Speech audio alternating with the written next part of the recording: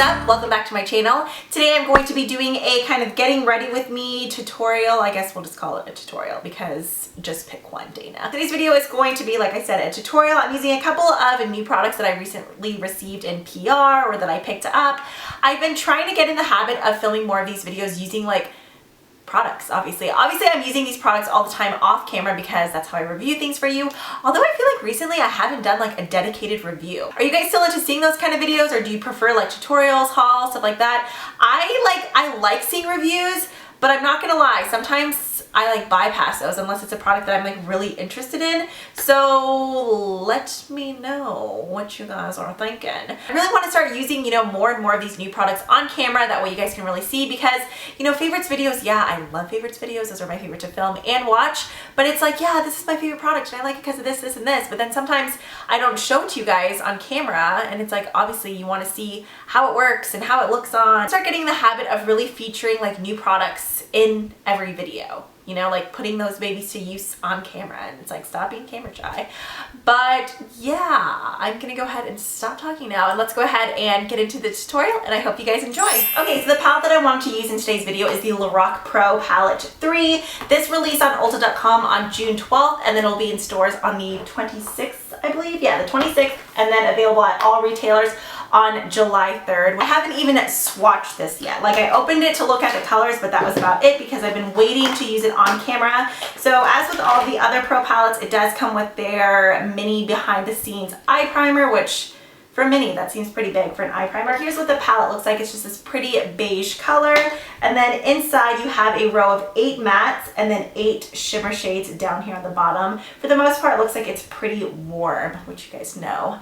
I like them kind of colors. So for my actual eye primer base, to be honest, I'm not that crazy about the LORAC primer. I'm just gonna use this one.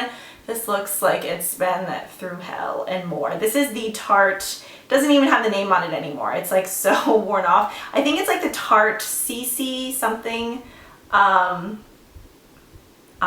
don't even know if it's actually meant to be a primer or something else, but I love to use this as an eyeshadow primer just because it kind of like neutralizes any weird funky orangey tones I have on my eyes, but it's super hard to open and close. I don't know why. Now that you are closer, we're gonna go ahead and start off with the shade, I think, Blanc, and use that on the brow bone. Actually, I'm gonna mix a little bit of Blanc and Canvas just to get a more natural type of tone for me, and brush this right on. This is a Sigma flat shader. Ooh, just kidding, large shader. It's E60. Okay, and then I'm gonna grab the Sigma, I think this is the E40, and let's use, ooh, terracotta, because you guys know I love warm shades like that. Get some of that, brush it. Oh, there's a film over this mirror. I was like, why does it look like I have crazy fish eyeballs? That would be why. Yes, Amasta. That color's so pretty. If you guys have the LORAC, the original Pro palette, formula seems identical. You know, sometimes when companies come out with like sequels, can you say that for eyeshadow palettes? Come out with other palettes like in the same line, sometimes they're not as good. Like, I wasn't as crazy about the Naked 2 and the Naked 3 as I was the Naked palette. But I may just be bitter about the Naked 2 because that one somehow went missing in my collection. Okay, now for the rest of my lid, I really don't know what shade I want to use. I kind of just swatched both of these, Dark Mocha and Amethyst. Both are so pretty, but oh, the choices, I don't know. Okay, I think we're just gonna go ahead and just pick one and then go with it, and if we don't like it, then we'll just kind of smudge it off and go with the next color. That was a lovely double chin shot. You're welcome. Okay, so I'm just gonna grab this brush here. This is the Sigma E57, the firm shader, and let's just go in with Amethyst because that color is calling my name. We're just going to, oh, I'm not gonna lie, I wanted to keep going in with like some of these golds and browns, but I feel like that's what I always do. So we needed to do something different. So we're just gonna get Amethyst. I think I'm going, I almost wanna spritz it and get it a little bit wet. Although, now when I go on this side, maybe it's just how the light is hitting it. Just kidding, joke's on me, I was wrong. It is a really pretty color because now that I see the light hitting it right here, I can see a ton of the sparkle, which is what I was looking for. Okay, and then we're going to get a smaller fluffy brush. This is the e.l.f. crease brush. I've been loving this little guy lately. We're gonna pick up a tiny bit more of amethyst and kind of pull it upwards just for us girls and guys with hooded eyes, because when you don't have that deep set crease life, you kind of got to go in and make your own. So I just want to pull this color up a bit more. Now I'm going to take the shade, I think Jet Black, which is just, what do you know, a jet black. And I'm going to grab some of that on a Sigma E32 Exact blend. And I'm just going to press some of this, ooh, that's a good black, right onto the inner corner. Just like the very first LORAC palette, this one's really nice, but you know, the shadows, they're just formulated like super, super soft. So when you stick your brush in there, there's not actual fallout on your face, but I've already had to wipe this palette multiple times with a makeup wipe, a makeup wipe, because excess shadow is just wanting to fall off all over the place and make my life difficult, which is just awesome. Okay, and then I'm just going to take a clean brush and get the hair on my face and blend this shadow inward.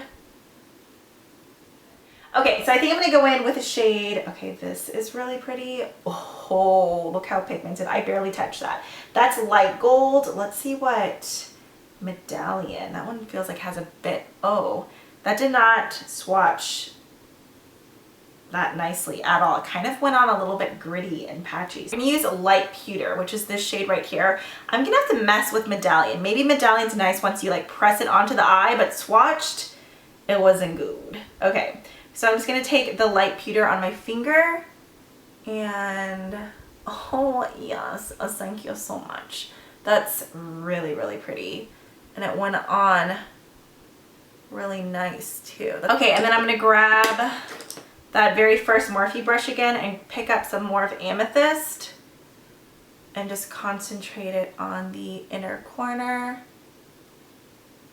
just to add some more purple. And then I'm actually gonna press more of this right on top of the black just to intensify the purpley goodness we got going on. Okay, we're gonna go in with the L'Oreal Infallible Pro Glow. Got mine in shade 203 Nude Beige. Hopefully it's good. It says the finish is radiant. It wears up to 24 hours. The coverage is medium and the texture is air light. I'm really excited to see how it looks. Now that I'm in here, it looks like it's gonna be a little bit dark. Oh no, never mind. Wow, okay, so this is a lot liquidier than the matte one. I think I'm gonna like it because I love me some runny foundations. Okay, we're gonna try it with a little sponge first. Howard bit mine, awesome. And then we'll try it with a brush. Although, right off the bat, it seems like I'm gonna like the sponge. Oh, yes. You guys, I think I'm really gonna like this foundation. The coverage seems very, very similar to the Pro Matte, but the texture is totally different. So this side, as you can see, definitely have freckles and they're still peeking through, but it's doing a good job of covering everything else, like little blemishes or any weird like uneven skin tone. Yeah, I really like this foundation. It blends in really nicely. I love the coverage. I love that it's like really thin and lightweight. The Infallible, like the Pro Matte, at least in my opinion, it doesn't feel thick and heavy, but like the actual viscosity of it is definitely thicker than what this is, but the coverage is still exactly the same. And it's not overly dewy. So, okay, I feel like I haven't used either of these two in a while. This is the Urban Decay Naked Skin Color Correcting Fluid in pink. I'm going to apply some of this, especially right here. Allergies right now in Texas are insane. Keegan, Landon, and I all had like stuffy noses, like nasty phlegmy coughs and just grossness. So I feel like my eyes looked extra nar. I know someone's gonna be like, that's not how you color correct, but it's my face, so I mean, I'm just gonna do it how I want to do it. This is the Wet n Wild Illuminati Highlighting and Concealing Pen. I've only used this a couple of times. Oh no, why, Dana? Okay, I'm just gonna put some of this on my hand and then dot it. Ooh, I actually really like that mixture. I don't know if I've used this combination before, but I'm definitely going to start because it's like the perfect amount of brightness to conceal the darkness going on under here. Okay, now that I look like a complete psycho with the under eye powder on, I didn't set any of the rest of my face, but just under my eyes, I took a dry beauty blender and then the RCMA, I don't even know what it's called, it's like translucent powder. Okay, ColourPop sent these sculpting sticks. I have never used these before, so I don't know how it's going to be. There are several highlighting shades and then several contouring shades. I'm not even really sure what color I'm going to be, but we're just going to grab these 3 lighter ones just because I'm a bit pasty right now, so I know I'm not going to be that deeper shade. That looks too orange. So I'm between these two. This is Dove. This looks like a nice kind of cool toned ashy color. Okay, we're just going to give it a whirl. I don't even know if these are going to blend well or what. Oh wow, that's like very ashy, but I mean that's good for contouring, but it's even ashier than what I thought it was going to be. Okay, I'm going to take some of this guy, and then just because I'm curious, I'm going to take some of Easy Peasy as well. Kind of just right over that, just because that first one was pretty gray, but I feel like the name of that was perfect. Okay, and then I'm going to take my damp beauty blender, maybe give him a couple extra spritz, and then see how this blends out. Okay, the parts that are blending out, I feel like are kind of, oh no, on camera it looks a little bit better, but in this mirror it kind of looked like it was blending into nothing. I mean, yeah, you can see it, but I don't know how I feel about that. It's like, it's good that it's easy to blend, but like I mentioned, maybe if we do it with our fingers instead of the sponge, maybe that'll be better. Oh, that may be the way to go. But I just don't want to rub off my foundation either. Minimize that 5-head, girl. I'm gonna go with the Hoola bronzer brush. I love this. This is the Estee Edit the Barris bronzer in medium deep. As you can see, it has a very reddish tone to it. I'm just going to take a tiny bit. I like this brush because it's so fluffy, so it doesn't pick up too much product. Instead of doing like a full-on intense contour, I'm kind of like setting it there, but then just really blending the color out. I do like the packaging of the ColourPop sculpting sticks though. Like, I feel like it makes it a lot easier to control, like since it's just in that little pen form, but I'm gonna have to play with those more. I'm still kind of like on the fence. I don't really know how I feel about those. This is a brush from Japanesque. I love this brush just to sweep away product on your under eyes, because like that Benefit one, it's very nice, like, and fluffy. So I'm gonna mix these 2 shades together. Let's go with Seduce first. I love Tarte blushes. This is definitely a product, like when you swatch it, it's like, oh, what's the hype? But then once you put it on your face, it's like, okay, I see you, girl. It's just not as good swatch. Like, it almost looks dry and patchy, but once you apply it, it's stunning. Okay, now I'm gonna go in with Sensual. If you don't have any yet and you're like, what's a good blush that I could use like every day with almost every look, I would say Exposed. That's a blush you're going to pick up and go to Sephora if you've never looked at it before, and you're going to be like, what was she talking about? This looks like nothing. But I promise on, it's so, so pretty. Okay, and then for my highlight, I'm pretty sure this is new. I could be wrong. This is the Exposed highlight from Tarte. Pretty sure this is one of their like only single highlighters. Am I wrong? I feel like I haven't seen that many other single highlighters from them.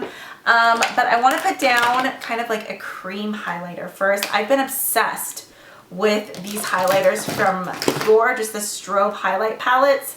I think I'm going to go in with the Sun Kissed Glow one. These are cream, but they almost dry down to like a dry oil type of powdery finish on your face, but it doesn't look powdery, it just dries. I don't know, it's hard to explain, but it looks so, so good. I don't even know where this is from. It just says Deluxe Soft Fan. My favorite fan brush from SL Miss Glam is dirty right now, so I have to use this one, but I'm just going to, see what I mean? Layered.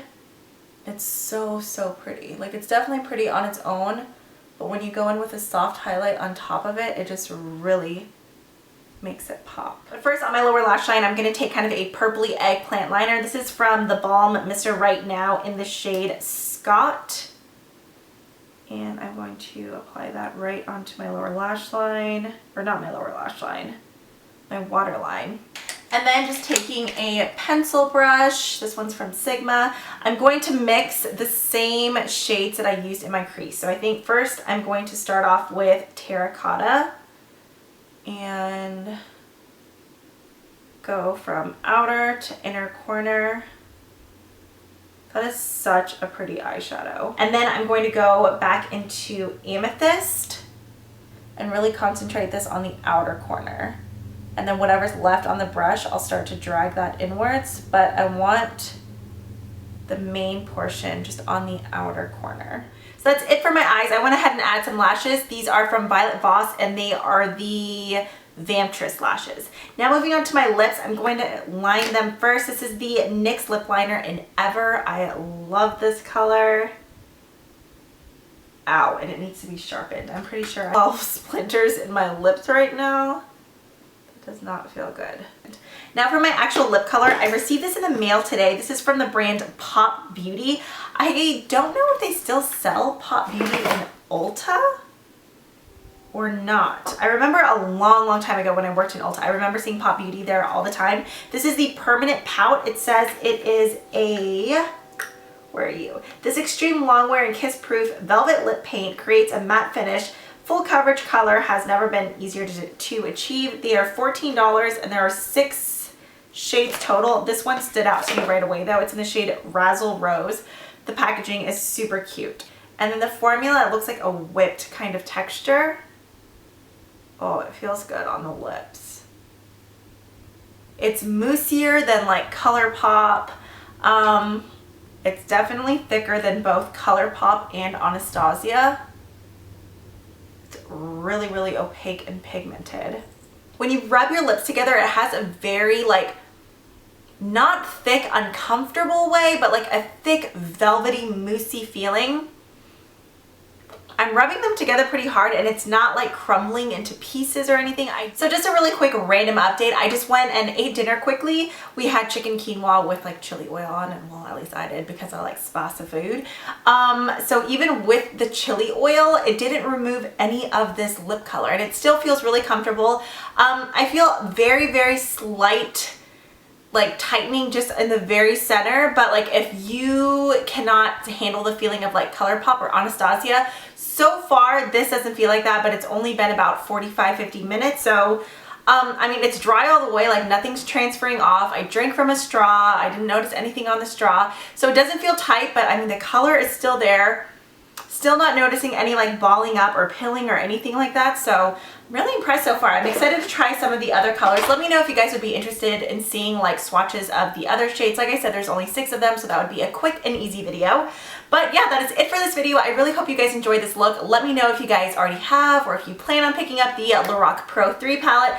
I always love hearing from you guys. Be sure to leave any other requests down below. As always, thank you guys so much for watching and I'll see you guys next time. Bye!